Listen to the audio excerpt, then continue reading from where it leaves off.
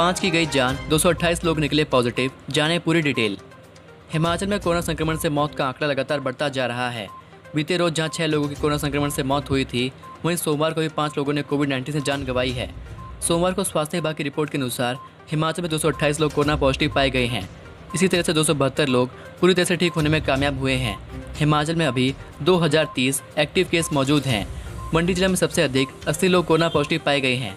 इसी तरह से कांगड़ा में 32, हमीरपुर में 24, शिमला में 24, चंबा में 20, बिलासपुर से 16, कुल्लू से 10, किन्नौर से 6, लाहौल स्पीति जिला से 5, ऊना से 8 और सोलन से 3 लोग कोरोना संक्रमित पाए गए हैं। इसी तरह से ठीक होने वालों में मंडी से 72, कांगड़ा से 54, चंबा से 59, शिमला से 28, बिलासपुर से 24, हमीरपुर से 14, कुल्लू से 11, सिरमौर से 7, सोलन से 3, ऊना से 3 और लाहौल स्पीति जिला से 1 कोरोना संक्रमित पूरी तरह से ठीक होने में कामयाब हुआ है। हिमाचल में 4 जिलों में 5 लोगों की कोरोना के चलते जान गई है, जिसमें मंडी जिला में 2 कोरोना संक्रमितों की मौत हुई है, जिसमें एक 65 वर्षीय महिला और 55 वर्षीय पुरुष शामिल है। इसी तरह से कांगड़ा जिला में भी 70 वर्षीय पुरुष की जान गई है। चंबा जिले में 74 वर्षीय महिला की कोरोना संक्रमण से जान गई है, जबकि शिमला में 74 वर्षीय पुरुष की कोरोना ने जान ले ली है। मंच पर भावुक हुए केंद्रीय मंत्री अनुराग ठाकुर बोले, कभी कदम डगमगाने लगे तो आप मुझे सचेत कर देना। जन आशीर्वाद यात्रा के दौरान सोमवार को हिमाचल प्रदेश के हमीरपुर के गांधी चौक में आयोजित जनसभा को संबोधित करते हुए केंद्रीय सूचना एवं प्रसारण, युवा सेवाएं एवं खेल मंत्री अनुराग ठाकुर भावुक हो गए। इस दौरान उनकी आंखों में आंसू निकल पड़े। उन्होंने कहा कि 3-3 घंटे धूप में सड़क किनारे खड़े रहकर बुजुर्गों, महिलाओं और युवाओं ने भी यात्रा का इंतजार किया। 90 साल के बुजुर्ग जो सड़क पर खड़े थे वह मेरे रिश्तेदार या सगे संबंधी नहीं थे, लेकिन उन्होंने मुझे गले लगाकर आशीर्वाद दिया। भावनात्मक रूप से लोगों का जुड़ना, जिन्हें मुझसे कुछ भी नहीं चाहिए। इन बातों को याद करते हुए अनुराग भावुक हो उठे और कुछ देर तक मन से कार्यकर्ताओं को संबोधित तक नहीं कर पाए। अनुराग ने कहा कि मैं एक चीज़ आपसे मांगने आया हूँ कि कहीं पर मेरे कदम डगमगाने लगे तो मुझे सचेत कर देना, ताकि प्रदेश की सेवा में मेरी ओर से कोई कमी ना आए। वीरभद्र के श्रद्धांजलि समारोह में गुटबाजी, कोई कंधे पर सवार तो किसी ने बजाई सीटी। हिमाचल प्रदेश के मंडी में युवा कांग्रेस ने सोमवार को पूर्व पीएम राजीव गांधी और पूर्व पीएम वीरभद्र सिंह को श्रद्धासुमन अर्पित करने के लिए राज्य स्तरीय समारोह का आयोजन किया। समारोह का मकसद श्रद्धांजलि अर्पित करना था, लेकिन नज़ारा कुछ और ही दिखा।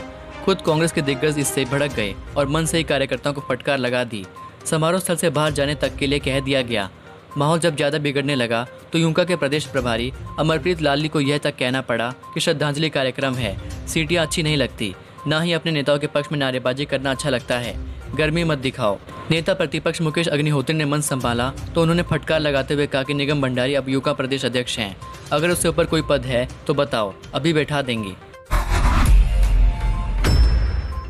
हिमाचल के 5 जिलों में कोरोना वैक्सीन की पहली डोज का लक्ष्य पूरा। हिमाचल प्रदेश के 5 जिलों ने कोरोना वैक्सीन की पहली डोज का लक्ष्य पूरा कर लिया है। कुल्लू, हमीरपुर, सोलन, किन्नौर और लाहौल स्पीति में सभी को वैक्सीन की पहली डोज लग चुकी है। प्रदेश सरकार ने 55 लाख लोगों को वैक्सीन लगाने का लक्ष्य निर्धारित किया था, जिसमें से 52 लाख लोगों को यह पहली खुराक लग चुकी है। सरकार ने 26 अगस्त तक सभी लोगों को पहली डोज लगाने का लक्ष्य रखा है। केंद्र सरकार ने हिमाचल को 3 लाख और कोविशील्ड वैक्सीन की सप्लाई भेजी है। अब स्वास्थ्य विभाग के पास 6.5 लाख डोज हो गई है। स्वास्थ्य विभाग ने जिला अधिकारियों को निर्देश दिए हैं कि वे ज़्यादा से ज़्यादा लोगों को वैक्सीन लगवाने के लिए प्रेरित करें।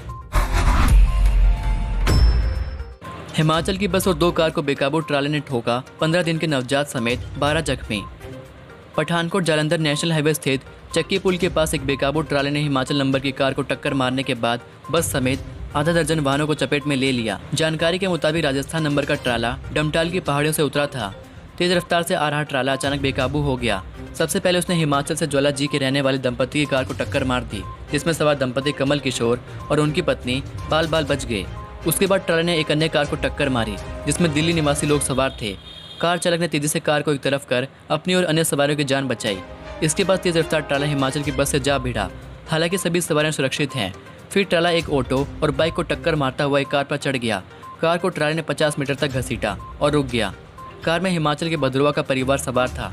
कार बुरी तरह पिचक गई, जिसके चलते स्थानीय लोगों ने ट्राले को धक्का देकर कार को बाहर निकाला और फिर चकनाचूर हुई कार से 15 दिन के नवजात समेत 5 लोगों को बचाया। सभी को चोटें आई हैं, कुछ की हालत गंभीर बताई जा रही है। हादसा इतना भयानक था कि वाहनों के टकराने के बाद मौके पर चीख पुकार मच गई। अफरा तफरी का माहौल बन गया। पुलिस ने बताया कि मामले की जांच की जा रही है। ट्राले के बेकाबू होने का कारण पता लगाया जाएगा। इसके अलावा घायलों को अस्पतालों में पहुंचा दिया गया है। जांच के बाद आगामी कार्रवाई की जाएगी। 100% टीकाकरण से चंद कदम दूर हिमाचल जल्द बनेगा नंबर 1। कोरोना महामारी ने हिमाचल ही नहीं बल्कि पूरे देश को अपने जाल में फंसा रखा है। इस बढ़ती महामारी के बीच अब एक राहत भरी खबर सामने आई है। पूरे देश में जहां टीकाकरण अभियान काफ़ी तेजी से आगे बढ़ रहा है, वहीं हिमाचल प्रदेश पूरे देश में 100% टीकाकरण में पहला राज्य बनने जा रहा है, जहां पर आगामी कुछ दिनों में 100% वैक्सीनेशन का लक्ष्य पूरा कर लिया जाएगा। यह जानकारी सोमवार को स्वास्थ्य मंत्री डॉक्टर राजीव सैजल ने दी। उन्होंने बताया कि प्रदेश में टीकाकरण अभियान काफ़ी तेजी से चल रहा है। अब तक प्रदेश की 96% जनसंख्या को कोरोना वैक्सीन की पहली डोज लगाई जा चुकी है, जबकि 30% जनता को कोरोना की दूसरी डोज भी दी जा चुकी है। प्रदेश में 4 सितंबर से होंगे 9वीं से 12वीं कक्षा के मिड टर्म पेपर। प्रदेश में 4 सितंबर से 9वीं से 12वीं कक्षा के मिड टर्म पेपर शुरू होंगे, जो 14 सितंबर तक चलेंगे। शिक्षा विभाग ने इसकी डेटशीट जारी कर दी है। पेपर समाप्त होने के बाद विद्यार्थियों को उत्तर पुस्तिकाएं स्कूलों में जमा करवानी होंगी। विभाग ने इसके लिए विद्यार्थियों को 18 सितंबर तक का समय दिया है। 18 से 26 सितंबर तक शिक्षकों को इन पेपरों का रिजल्ट तैयार करना होगा। इसके साथ ही इस बार उक्त कक्षाओं का 30% सिलेबस कम होगा। पूर्व की भांति इस शैक्षणिक सत्र में भी सरकार ने यह व्यवस्था लागू की है। बीते वर्ष कोरोना काल में प्रदेश स्कूल शिक्षा बोर्ड ने 30% सिलेबस कम करने की घोषणा की थी, जिसे इस बार भी लागू किया गया है। विभाग ने फर्स्ट टर्म का सिलेबस तैयार कर इसे हर घर पाठशाला पोर्टल पर अपलोड भी किया है। ऐसे में विद्यार्थी उक्त पोर्टल पर सिलेबस के मुताबिक फर्स्ट टर्म के पेपर की तैयारी कर सकते हैं। प्रदेश में यदि स्कूल सितंबर में भी बंद रहते हैं तो उक्त कक्षाओं के पेपर ऑनलाइन ही करवाए जाएंगे। इस दौरान 3 घंटे का पेपर लिया जाएगा। ऑनलाइन पेपर करने के बाद विद्यार्थियों को उत्तर पुस्तिका की फोटो लेकर व्हाट्सएप ग्रुप पर भेजनी होगी। इस दौरान शिक्षक गूगल मीट के माध्यम से विद्यार्थियों पर नजर रखेंगे। उनके अभिभावकों को भी पेपर करते समय अपने बच्चों को चेक करना होगा। निजी स्कूलों में लगाई जा रही थी कक्षाएं, प्रदेश सरकार द्वारा जारी एसओपी की उड़ाई जा रही थी धज्जियां। सरकार ने आगामी 28 अगस्त तक कोरोना के बढ़ते संक्रमण को देखते हुए स्कूलों को बंद रखने के निर्देश जारी किए हैं, जिसके मुताबिक छात्रों को स्कूल नहीं बुलाया जा सकता। मगर नाहन में एक निजी स्कूल सरेआम सरकार के आदेश की धज्जियां उड़ा रहा है। सिरमौर जिला मुख्यालय नाहन स्थित निजी स्कूल आदर्श विद्या निकेतन द्वारा सरकार के आदेशों को दरकिनार करते हुए बच्चे स्कूल में बुलाए जा रहे हैं।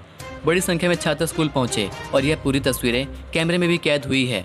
वहीं जब इस बारे में मीडिया कर्मियों ने स्कूल प्रबंधन से जवाब मांगना चाहा तो स्कूल प्रबंधन की महिला कर्मी उल्टी मीडिया कर्मियों को ही पाठ पढ़ाने लग गई और कहा कि बच्चे स्कूल आ रहे हैं तो क्या हो गया। उन्होंने कहा कि हिमाचल में अगर अनुराग ठाकुर की रैलियां निकल सकती हैं तो बच्चे स्कूल क्यों नहीं आ सकते। शिकायत की तुरंत बाद एसडीएम नाहन व शिक्षा उपनिदेशक उच्च शिक्षा निदेशक मौके पर पहुंचे और पाया गया कि छात्रों को स्कूल प्रबंधन द्वारा स्कूल में बुलाया गया था। स्कूल प्रबंधन को शिक्षा विभाग द्वारा चेतावनी जारी की गई है कि भविष्य में आगामी आदेशों तक किसी भी छात्र को स्कूल में न बुलाया जाए। शिक्षा निदेशक ने कहा कि सरकार के आदेशों के मुताबिक 28 अगस्त तक कोई भी स्कूल बच्चों को स्कूल में नहीं बुला सकता। आफत की बारिश से हिमाचल को 800 करोड़ रुपए का नुकसान, 302 लोगों की गई जान। हिमाचल में बारिश हर साल आफत बनकर बरसती है। हर साल मौसम की बेरुखी सरकार के खजाने में गहरा डेंट मारती है। इस साल सरकार को अब तक 800 करोड़ रुपए से अधिक का नुकसान उठाना पड़ चुका है। वहीं दूसरी ओर अब तक 302 लोगों की मौत बरसात और लैंडस्लाइड के कारण हुई है। इस दौरान 578 पशुओं को भारी बारिश के कारण जान चली गई है। हिमाचल सरकार अपने खजाने में पड़े इस डेंट की रिपोर्ट केंद्र को भेजेगी। हर साल प्रदेश सरकार इसकी भरपाई के लिए केंद्र सरकार से आस लगाए बैठी रहती है।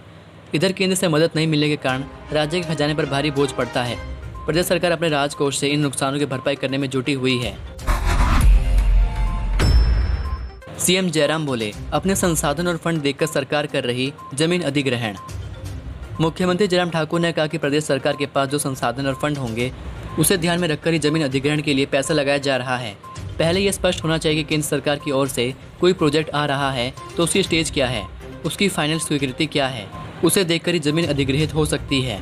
केंद्रीय खेल मंत्री अनुराग ठाकुर के सरकार की ओर से जमीन न देने से कई प्रोजेक्ट लटके होने की बात पर मुख्यमंत्री ने पत्रकारों के सवाल के जवाब दे रहे थे। इस दौरान उन्होंने ये बात कही। हिमाचल प्रदेश की महत्वपूर्ण और बड़ी खबरें पाने के लिए चैनल को सब्सक्राइब जरूर कर लें और बेल आइकन पर क्लिक करें और आप हमारे व्हाट्सएप ग्रुप को ज्वाइन करना ना भूलें। मिलता हूँ आपको अगली वीडियो में, तब तक के लिए जय हिंद जय भारत।